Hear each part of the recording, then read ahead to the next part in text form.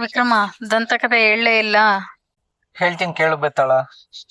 ಮನೆ ಕಟ್ಬೇಕು ಅನ್ನೋ ಆಸೆ ಏನೋ ಇತ್ತು, ಆದ್ರೆ ಇದೇ ಕಾಂಕ್ರೀಟ್ ಕಾಡಲ್ಲಿ ಇದ್ದು ಮತ್ತೆ ಅದೇ ತರ ಒಂದು ಕಾಂಕ್ರೀಟ್ ಮನೆ ಕಟ್ಬೇಕು ಅನ್ನೋ ಬೇಸರ ಭಾರಿ ಇತ್ತು. ಸೊ ಹಾಗಾಗಿ ನನ್ನ ಹುಡುಕಾಟ ಶುರು ಆಗಿದ್ದು ಸಿಮೆಂಟ್ ಬಿಟ್ಟು ಬೇರೆ ಏನ್ ಮಾಡ್ಬೋದು, ಬೇರೆ ಯಾವ ತರ ಮನೆ ಕಟ್ಟಿದ್ರೆ ಒಂದು ಪ್ರಶಾಂತತೆ ಇರುತ್ತೆ ಅನ್ನೋ ಹುಡುಕಾಟ ಶುರು ಆಯ್ತು. ಆಗ ಸಿಕ್ಕಿದ್ದೆ ಪೋರತಂ ಬ್ರಿಕ್ಸ್. ಸೊ ಪೋರತಂ ಬ್ರಿಕ್ಸ್ ಅಂದ್ರೆ ಏನು, ಅದ್ರ ಮ್ಯಾನುಫ್ಯಾಕ್ಚರರ್ ಯಾರು, ಇಲ್ಲಿ ನಮ್ಗೆ ಕರ್ನಾಟಕದಲ್ಲಿ ಅದರ ಸಪ್ಲೈಯರ್ ಯಾರು, ಇದ್ರ ಹುಡುಕಾಟ ಶುರು ಆಯ್ತು. ಆಗ ಸಿಕ್ಕಿದ್ದೆ ವೀನರ್ ಬರ್ಗರ್. ಸೊ ಮೊದಲು ವೀನರ್ ಬರ್ಗರ್ ಅವರ ಆಫೀಸ್ ಸರ್ಕಲ್ ಅಲ್ಲಿ ಅಲ್ಲಿಗೆ ಫೋನ್ ಮಾಡಿ ಅವ್ರ ಜೊತೆ ಒಂದು ಅಪಾಯಿಂಟ್ಮೆಂಟ್ ಫಿಕ್ಸ್ ಮಾಡ್ಕೊಂಡು ಅಲ್ಲಿಗೆ ಹೋಗಿದ್ವಿ. ಅವರು ಅಲ್ಲಿ ಒಂದು ಡೆಮೋ ವಾಲ್ ಕನ್ಸ್ಟ್ರಕ್ಷನ್ ಮಾಡಿದ್ದಾರೆ.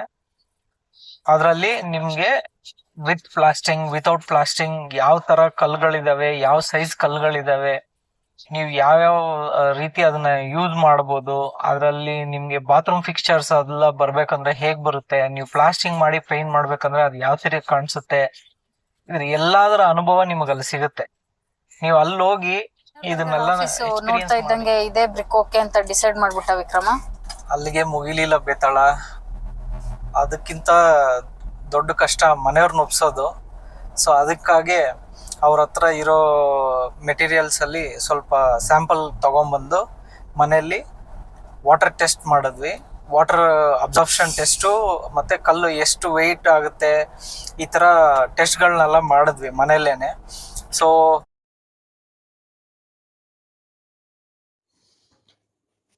ಈ ವಿಡಿಯೋಲಿ ಈಗ ನೀವು ವಾಟರ್ ಸೀಪೇಜ್ ಮತ್ತು ವಾಟರ್ ಅಬ್ಸಾರ್ಪ್ಷನ್ ಟೆಸ್ಟ್ ನಾವು ಟ್ರೈ ಮಾಡಿದ್ದನ್ನು ನೋಡ್ತಾ ಇದ್ದೀರಾ.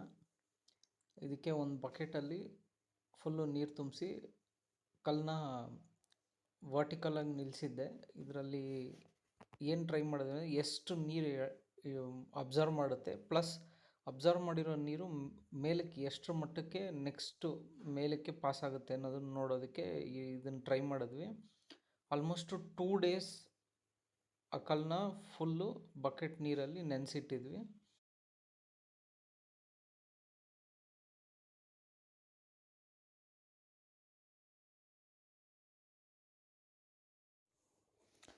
ಸೊ ಇದು 2 ದಿನ ಫುಲ್ಲು ಬಕೆಟಲ್ಲಿ ನೀರಲ್ಲೇ ಇದ್ಮೇಲೆ ಅದನ್ನ ತೆಗೆದು ಚೆಕ್ ಮಾಡ್ಬೇಕಾದ್ರೆ ವೆಯ್ಟಲ್ಲಿ ಮೇಜರಾಗಿ ಏನೂ ಡಿಫ್ರೆನ್ಸ್ ಇಲ್ಲ.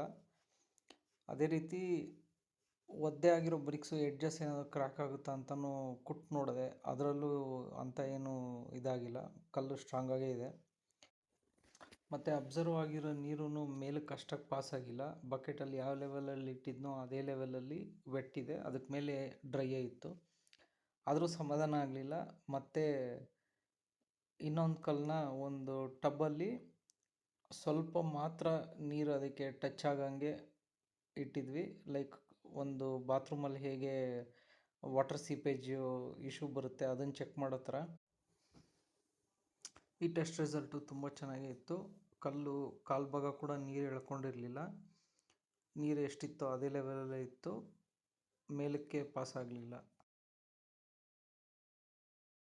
ಆ ಟೆಸ್ಟ್ ಎಲ್ಲ ಮಾಡಿ ಅದರಲ್ಲಿ ಸಮಾಧಾನಕರ ಆದ್ಮೇಲೆ ಮನೆಯವ್ರನ್ನ ಒಪ್ಸಿ, ಅದಾದ್ಮೇಲೆ ನೆಕ್ಸ್ಟ್ ಅಲ್ಲಿ ಕನ್ಸ್ಟ್ರಕ್ಷನ್ ನಡೀತಾ ಇದೆ ಆ ಸೈಟ್ಸ್ ನ ವಿಸಿಟ್ ಮಾಡಕ್ ಸ್ಟಾರ್ಟ್ ಮಾಡಿದ್ವಿ.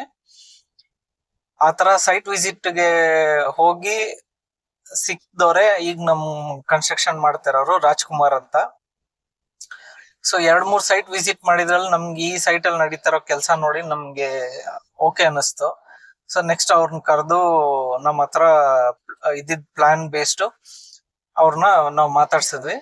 ಓಕೆ ಆದ್ಮೇಲೆ ಕನ್ಸ್ಟ್ರಕ್ಷನ್ಗೆ ಮುಂದುವರೆದ್ವಿ. ಅಂತೂ ಮನೆ ಕಟ್ಟಕ್ಕೆ ಶುರು ಮಾಡಿದೆ ಅಲ್ಲ ವಿಕ್ರಮ? ಇಲ್ಲ ಬೇತಾಳ, ಇದಾದ್ಮೇಲೆ ಇನ್ನೊಂದು ದಂತಕಥೆ ಇದೆ. ಅದು ಗೌರ್ಮೆಂಟ್ ಅಪ್ರೂವಲ್ ಪ್ರಾಸೆಸ್. ಅದ್ರ ಬಗ್ಗೆ ಮುಂದಿನ ವಿಡಿಯೋಲಿ ಹೇಳ್ತೀನಿ.